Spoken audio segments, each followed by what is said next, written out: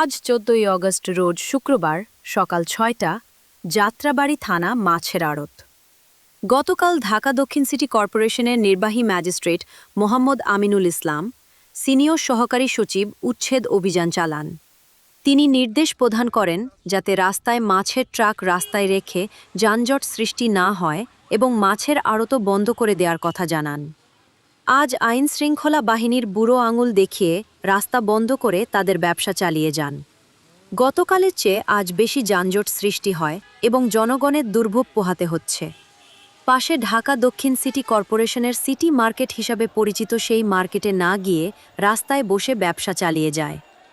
আরও অভিযোগ আছে, কিছু অসাধু ঢাকা দক্ষিণ সিটি কর্পোরেশন কর্মকর্তা ও কর্মচারীদের ম্যানেজ করে ব্যক্তি মালিকানায় মার্কেট চালানোর জন্য সহযোগিতা করেন এবং ঢাকা দক্ষিণ সিটি কর্পোরেশন রাজস্ব হারাচ্ছে। অনতিবিলম্বে সিটি কর্পোরেশন মাছ মার্কেটটি চালু করার জন্য জোরদাবি জানাচ্ছে এলাকার জনগণ। এই মাছের গাড়িটি তো জামনি লাগা এই যে বাচ্চা স্কুলে যে অসুবিধা অনেক সমস্যা হয়, আমগো সমস্যা হয়, আমগো টাইম ওভার হয়ে গেল গা। তাহলে কি ক্লাস কলেজ কত সমস্যা হইতেছে, যাবো আমি মালিবাগ এলা কতটি রাস্তা জাম ঠেলে যাবো দেখছেন। এই যে সকালবেলা মনে করেন যে বার সাইডে সিরিয়াল দিয়ে মাছের গাড়ি সব সিরিয়াল দিয়ে রাস্তার পর দাঁড়ায় আছে, অর্ধেক জায়গায় তারা দখল করে রেখে দিয়েছে। এত গাড়ি, তার ভিতরে তো অর্ধেক রাস্তায় যদি ওরা দখল করে রেখে দেয় তাহলে বাদ বাকি গাড়িগুলো কিভাবে যায়? খরচ তো লাগবে, ব্যয়টা দিব কি? কারণ গাড়িগুলো ঢুকলে এখানে ব্যবসা হইলে না হয়তো লাভ হইতো, খালি মাঠে কি করা যাবে?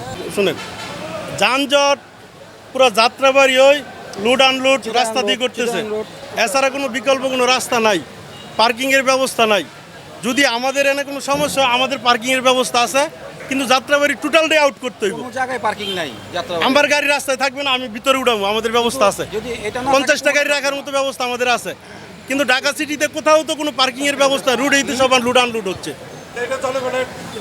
না, জনগণের কোনো কিছু না। 7টার ভিতরে রাস্তা ক্লিয়ার হয়ে যায়, সকাল 7টার ভিতরে রাস্তা ক্লিয়ার হয়ে যায়। আমাদের রাস্তা থাকে না, 7টার ভিতরে ক্লিয়ার হয়ে যায়। হ্যাঁ, সবাই সরাবে, অবশ্যই তো। আইন তো সবার জন্য এক সমান, আইন তো সবার জন্য এক আমাদের সমান। এখানে যে চৌরাস্তার মোড়ে রাস্তা একটা, আপনি একটু 10টার সময় আসেন, সকাল 10টা 11টা সারাদিন এই যে বাস স্ট্যান্ডের জন্য আমরা রাস্তা বেরোতে পারি না। আর বিশেষ করে এখন যে অটো বেরোইছে, অটোর জন্য তো চলাফেরাই মুশকিল হয়ে গেছে। আমাদের এখানে 7টা সকাল 7টার মধ্যে আমরা ক্লিয়ার ইনশাআল্লাহ। আমি বলি, রাস্তার মধ্যে সারাদিন একটা বাজার বসতেছে গাড়ির জন্য, আইনটা ওই পাশে, আমাদের জন্য কি বিপদ সমস্যা বলেন?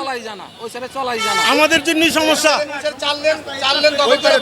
সারাদিন বাজার, আপনি সন্ধ্যার সময় এসে দেখেন ওইখানে মাছ বাজার, ময়লা বাজার, এই বাজার, কলা বাজার, আপনার এর যাত্রাবাড়ি থানার এর থেকে আরম্ভ করে একবার কাজলা পর্যন্ত পুরা কাজলা কুতুবখালী পর্যন্ত 4 লাইন করে 4 লাইনের আপনার একটি জরুরি বিজ্ঞপ্তি এত দ্বারা সকলের অবগতির জন্য জানানো যাচ্ছে যে রাস্তা এবং ফুটপাতে যারা গাড়ি লাগিয়ে অবৈধভাবে ব্যবসা পরিচালনা করছেন, আজ থেকে গাড়িগুলো সিটি কর্পোরেশন মার্কেটের ভিতরে লাগিয়ে ব্যবসা পরিচালনা করার জন্য বিশেষভাবে নির্দেশ করা হলো। আদেশক্রমে নির্বাহী ম্যাজিস্ট্রেট ঢাকা দক্ষিণ সিটি কর্পোরেশন।